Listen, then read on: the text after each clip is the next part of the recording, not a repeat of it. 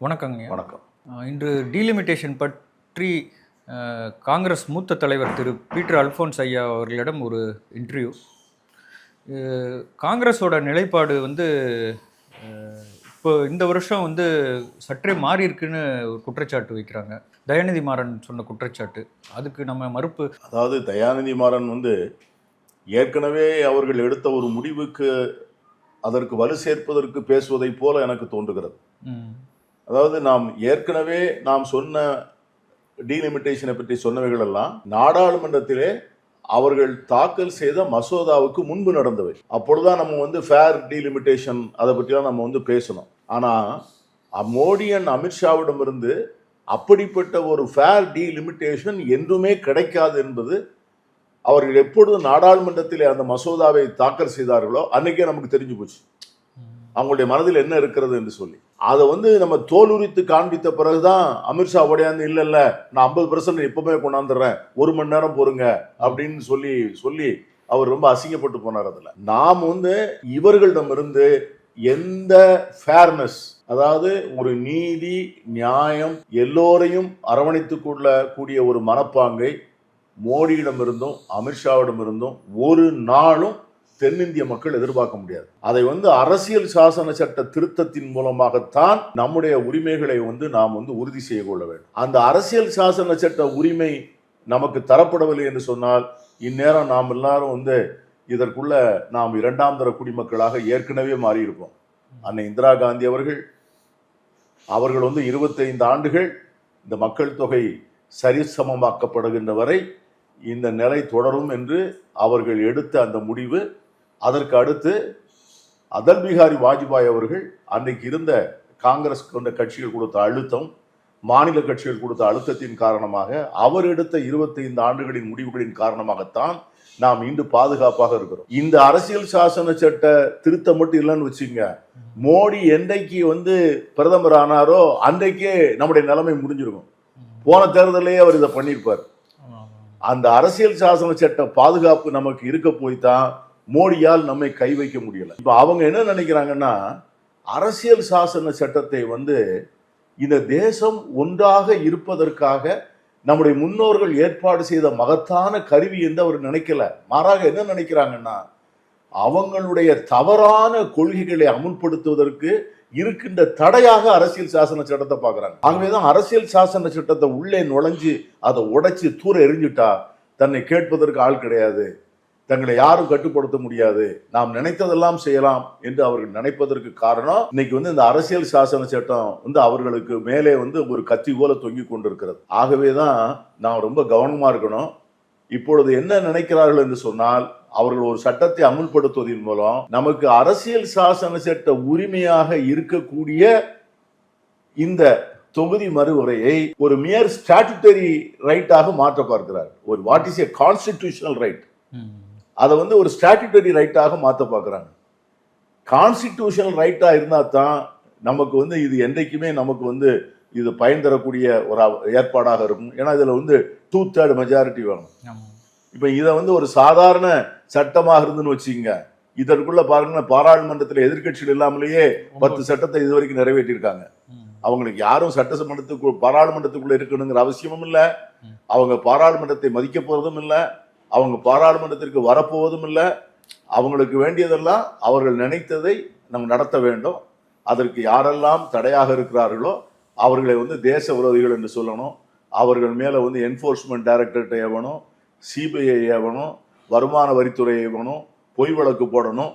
இது எல்லாவற்றிற்கும் பயப்படாத ஒரே தலைவர் ராகுல் காந்தி. மற்ற தலைவர்கள் எல்லாம் ஒரு கட்டத்துக்கு மேல அவங்களால நிற்க முடியல.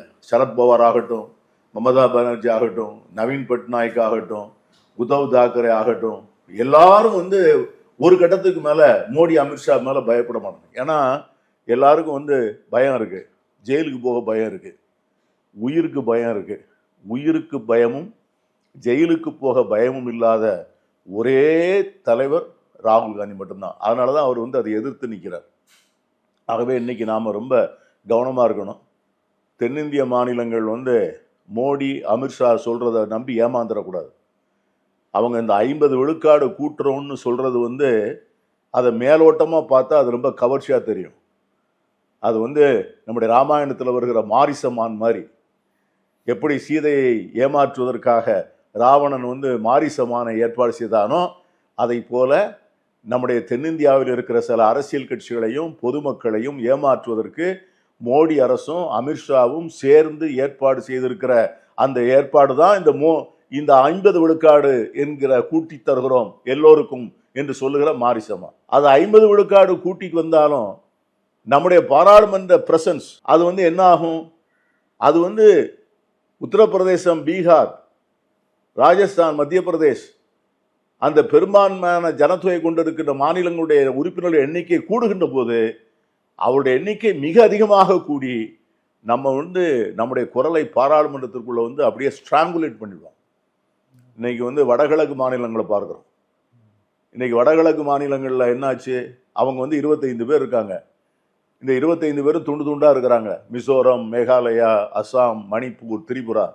இவங்க யாராவது என்னைக்காவது பாராளுமன்றத்தில் இவர்கள் பேசுகிற பிரச்சனைகள் மக்கள் கவனத்தை ஈர்த்திருக்கிறதா? பாராளுமன்றத்தினுடைய அமைச்சருடைய கவனத்தை ஈர்த்திருக்கிறதா? பொதுமக்களுடைய கவனத்தை ஈர்க்கின்ற வகையிலே செய்தி ஊடகங்களிலே தலைப்புச் செய்திகளாக வருகிறதா? இல்லை. ஏன்? அவங்கள்ட்ட வந்து உறுப்பினர் மெம்பர்கள் இல்லை. நம்மையும் அதை போல் ஆக்கத்தான் இவர்கள் இப்பொழுது சதி செய்கிறார்கள். இன்னைக்கு வடகிழக்கு மாநிலங்களுக்கு என்ன ஏற்பாடு நடந்தது, என்ன நிலைமை இருக்கிறதோ அதே நிலைதான் நாளைக்கு தமிழகத்திற்கும், கேரளாவுக்கும், ஆந்திராவுக்கும், தெலுங்கானாவுக்கும், கர்நாடகாவுக்கும் வருவதற்குமான ஏற்பாடு தான் இந்த 50 விழுக்காடு கூட்டி தருகிறோம், 50 விழுக்காடு கூட்டி தருகிறோம். அதில் இன்னொன்று சொல்கிறேன். இன்னைக்கு வந்து இந்த கான்ஸ்டிடியூஷனல் அமெண்ட்மெண்ட்டுக்கு வந்து பாராளுமன்றத்தில் வந்து லோக்சபாவில் 2 தடவை மெஜாரிட்டி கிடைக்கலன்னா நம்முடைய ஏற்பாடு அரசியல் சாசன சட்டம் என்ன இருக்குன்னா ஜாயிண்ட் சிட்டிங் போட்டுக்கலான் இருக்கு. பார்லமெண்ட்ல லோக்சபாவும் ராஜ்யசபாவும் சேர்ந்து வாக்கெடுப்பு. இவங்க வந்து செய்திருக்கிற ஏற்பாட்டில் பாராளுமன்றத்தில் லோக்சபாவில் வந்து 850 900 சீட்டு அதிகமாகி ராஜ்யசபா சீட்டு வந்து இன்னைக்கு இருக்கிற நம்பர்ல இருந்துன்னு வச்சுக்கோங்க. அந்த ஜாயிண்ட் சிட்டிங் என்ன ஆகும்? அந்த ஜாயிண்ட் சிட்டிங்னால என்ன பிரயோஜனம்? ஆகவே இதெல்லாம் வந்து மிக ஆழமான கேள்விகளை வந்து எழுப்புகிறத. ஆகவே இதில் வந்து தமிழகத்தை சார்ந்த அரசியல் கட்சிகள் மிகவும் கவனமாக இருக்கணும். இதில் வந்து ஒரு முறை தவறு செய்து விட்டால், ஒரு முறை மோடி அமித்ஷா விரித்த வலையிலே வீழ்ந்து விட்டால் தமிழ்நாட்டினுடைய நலனை, எதிர்காலத்தை என்றென்றும் மீட்க முடியாத அளவிற்கு நாம் படு பாதாளத்தில் தள்ளுகிறோம் என்கிற உணர்வு அவர்களுக்கு இருக்கணும். அது வந்து தமிழக மக்களுக்கு செய்யக்கூடிய மிகப்பெரிய துரோகம். ஆகவே தான் இன்னைக்கு வந்து நம் தமிழகத்து அரசியல் கட்சிகள் ஒன்றாக இருக்கணும். அந்த கடந்த முறை அந்த மசோதாவை தோற்கடிக்கின்ற போது என்ன நிலைப்பாட்டை எடுத்தோமோ அதே நிலைப்பாட்டை எடுத்து இந்த முறை எப்பொழுது அந்த மசோதா வருகிறதோ அன்று தோற்கடிக்கணும். இன்னைக்கு வந்து இப்பொழுது வந்து சில பேர் வந்து எடப்பாடி பழனிசாமி பேசுகிறார், திராவிட முன்னேற்ற கழகத்தில் சில பேர் பேசுகிறார்கள். மசோதாவே வரவில்லையே, எதற்காக இதை பற்றி காங்கிரஸ் பேசுகிறது? இதை போல ஒரு அர்த்தமற்ற கேள்வி இருக்கவே முடியாது. பாஜக அரசு பாராளுமன்றத்திலே மசோதாவையாது முன் அறிவிப்போடு கொண்டு வந்திருக்கிறதா? ஜம்மு காஷ்மீர் மாநிலத்திற்கு 370 எடுக்கின்ற போதும், அந்த மாநில அந்தஸ்தை எடுக்கின்ற போதும் எத்தனை நாட்களுக்கு முன்னால் மசோதாவை கொண்டாந்தார்கள்? முதல் நாள் காலையில் கொடுத்து மறுநாள் விவாதத்துக்கு எடுத்துக்குவாங்க. இதை போலதான் அவர்கள் அனைத்து முக்கியமான மசோதாக்களையும் முதல் நாள் கொண்டு வந்து மறுநாள் எடுத்துக்கொள்வார்கள். விவாதத்திற்கு இடமே இருக்காது, கூடி பேசுவதற்கு நேரமே இருக்காது. எந்த அணுகுமுறையை நாம் பின்பற்றுவது என்று முடித்துக் கொள்வதற்கு சட்ட ஆலோசகர்களை நாம் வந்து ஆலோசிப்பதற்கான நேரம் இருக்காது. ஆகவேதான் காங்கிரஸ் எச்சரிக்கிறது, அவர்கள் கொண்டு வரக்கூடிய மசோதாவை பற்றி இப்பொழுதே விவாதிக்க வேண்டும், பொதுமக்கள் மத்தியிலே அதை பற்றி விளக்கி சொல்ல வேண்டும். அரசியல் கட்சிகள் அந்த நேரத்தில் என்ன செய்வது என்பத முடிவை இப்பொழுதே எடுத்தால்தான் நாளைக்கு அவர்கள் எந்த நேரத்தில் இந்த மசோதாவை கொண்டு வந்தாலும் நாம் தயாராக இருக்க முடியும். இதை வந்து திராவிட முன்னேற்ற கழகத்துக்கு தெரியாதா? தெரியும்.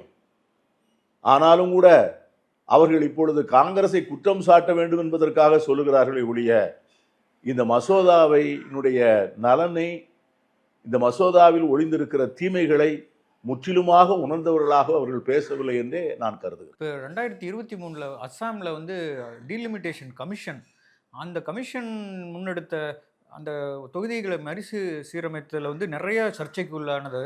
நிறைய எதிர்க்கட்சிகள் வந்து சிறுபான்மையினர் அதிகமாக இருக்கிற பகுதிகளை வந்து பொது தொகுதியிலிருந்து பிரித்து தனி தொகுதியாக்கி அவர்கள் வெற்றி பெறும் வாய்ப்பை குறைத்து விட்டதாக குற்றம் சாட்டுகின்றன.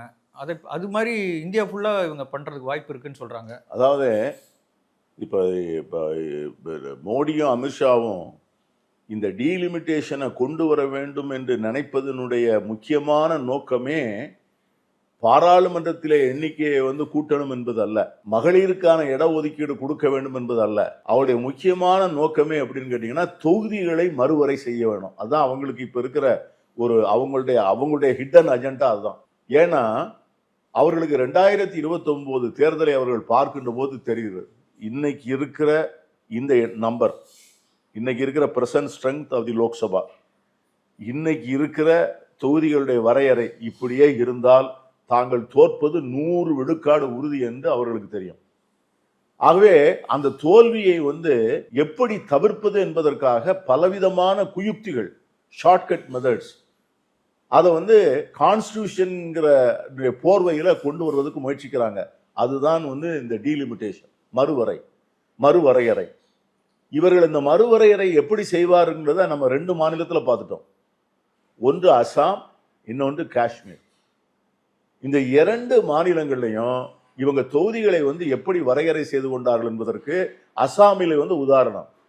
அசாமில் காங்கிரஸ் கட்சி ஒரு சாதாரணமாக ஒரு 40-45 தொகுதிகளிலே வெற்றி பெறக்கூடிய ஒரு இயல்பான சூழல் எப்பொழுதுமே உண்டு. அதாவது பாஜகவுக்கு என்ன நேர்ந்தாலும் வாக்களிக்காத, அவர்களிடம் பாதுகாப்பே உணர முடியாத சிறுபான்மை மக்கள் ஒரு நாளும் பாஜகவுக்கு வாக்களிக்க மாட்டோம் அப்படிங்கிற முடிவோடு இருக்கக்கூடிய அந்த சிறுபான்மை மக்கள், பட்டியலின மக்கள், பழங்குடி மக்கள், இந்த வகுப்புவாத அரசியலுக்கு எதிரான அணுகுமுறையை கொண்ட நேர்மறையாக சிந்திக்கக்கூடிய குடிமக்கள், இவங்க வந்து இருக்கக்கூடிய கான்ஸ்டுவன்சிகளை வந்து அடையாளம் கண்டு அந்த கான்ஸ்டுவன்சியை என்ன பண்ணாங்கன்னு கேட்டீங்கன்னா சின்ன பின்னமாக்கி விட்டாங்க. அதாவது ஒரு தொகுதியில வந்து ஒரு கணிசமான சிறுபான்மை வாக்காளர்கள் இருந்தால் அந்த தொகுதியில வந்து காங்கிரஸ் ஜெயிக்கக்கூடிய வாய்ப்பு உண்டு. அவர்கள் வந்து ஒட்டுமொத்தமா வாக்களித்தால் ஏற்கனவே இருக்க வாக்குகளோடு, காங்கிரஸுக்கு இருக்கிற வாக்குகளோடு அந்த வாக்குகள் சேர்கின்ற போது அங்க காங்கிரஸ் வந்து வெற்றி பெறும். இவங்க என்ன செய்தார்கள் என்று சொன்னால், எங்கெல்லாம் சிறுபான்மை மக்கள் இருக்கிறார்களோ தொகுதிகளை எல்லாம் துண்டாடி அவைகளெல்லாம் ஒன்றாக்கி அவைகளை வந்து ஒரு 5-6 தொகுதிக்குள்ள அந்த என்டையர் பாப்புலேஷனை கொண்டாந்தாங்க. அதனால என்ன ஆச்சுன்னு கேட்டீங்கன்னா, அந்த 5-6 தொகுதியில மட்டும் அந்த இஸ்லாமிய வேட்பாளர்கள் வெற்றி பெற்று விடுவார்கள். அவங்க அதை பற்றி கவலைப்படலை. ஆனால் மற்ற 40 தொகுதிகளிலே அவர்கள் பாஜக வெற்றி பெறக்கூடிய வகையிலே அந்த தொகுதிகளை மாற்றி அமைத்துக் கொண்டார். அதே மாதிரி தான் ஜம்மு அண்ட் காஷ்மீர்லையும் இன்றைக்கும் அவர்கள் வந்து அதைத்தான் செய்ய நினைக்கிறார்கள். தொகுதி மறுவரை என்கிற பேர்ல உத்தரப்பிரதேசத்துல, பீகார்ல மற்றும் முக்கியமான பெரிய மாநிலங்கள்ல, மேற்கு வங்க மாநிலத்தில், மகாராஷ்டிராவில், தமிழ்நாட்டில், கர்நாடகாவில், கேரளாவில் எங்கெல்லாம் வந்து அவர்களுக்கு சார்பான ஒரு கான்ஸ்டுவன்சியை, ஒரு தொகுதியை உருவாக்க முடியுமோ அதை மாதிரி வந்து அந்த தொகுதியை அமைப்பாங்க. இதுல என்ன பெரிய நமக்கு இருக்கிற ஒரு பாதகமான நிலைப்பாடு என்ன, இந்த டீலிமிட்டேஷன் கமிஷன் இருக்கு பாருங்க, இந்த டீலிமிட்டேஷன் கமிஷன் வந்து மோடி அப்பாயின்ட் பண்ண அவ்வளவுதான். அவங்க வந்து ஒரு முடிவு பண்ணி இதுதான் தொகுதி, இதுதான் பாராளுமன்ற தொகுதி, இதுதான் சட்டமன்ற தொகுதின்னு சொல்லிட்டாங்கன்னா அதுக்கு கோர்ட்ல கூட போய் அப்பீல் போட முடியாது. நம்ம அதை வந்து அப்படியே ஏற்றுக்கொண்டு போக வேண்டியதுதான். ஏன்னா அந்த சட்டத்திலே வந்து நீதிமன்றங்களுக்கு வந்து அதிகாரம் இல்லை என்று சொல்லப்பட்டிருக்கிறது. ஆகவே இந்த டீலிமிட்டேஷன்ங்கிறது அவங்க வந்து இது ஆங்கிலத்தில் வந்து ஜெரிமாண்டரிங் என்று சொல்வார். அதாவது தொகுதிகளை வந்து தங்களுக்கு ஆளுங்கட்சிக்கு சார்பாக அந்த தொகுதிகளினுடைய எண்ணிக்கையும் பாப்புலேஷனையும் மக்கள், அதாவது டெமோக்ரஸியையும் தங்களுக்கு சார்பாக ஆதரவாக மாற்றிக்கொள்வது. அதுதான் தமிழ்நாட்டில் நாம் ரொம்ப கவனமாக இருக்க வேண்டும். இந்த டீலிமிட்டேஷன், ஃபேர் டீலிமிட்டேஷன் என்று சொல்லுகின்றவர்கள் இந்த ஜெரிமாண்டரிங்கை பற்றி மிகவும் கவனமாக இருக்க வேண்டும். நன்றிங்க.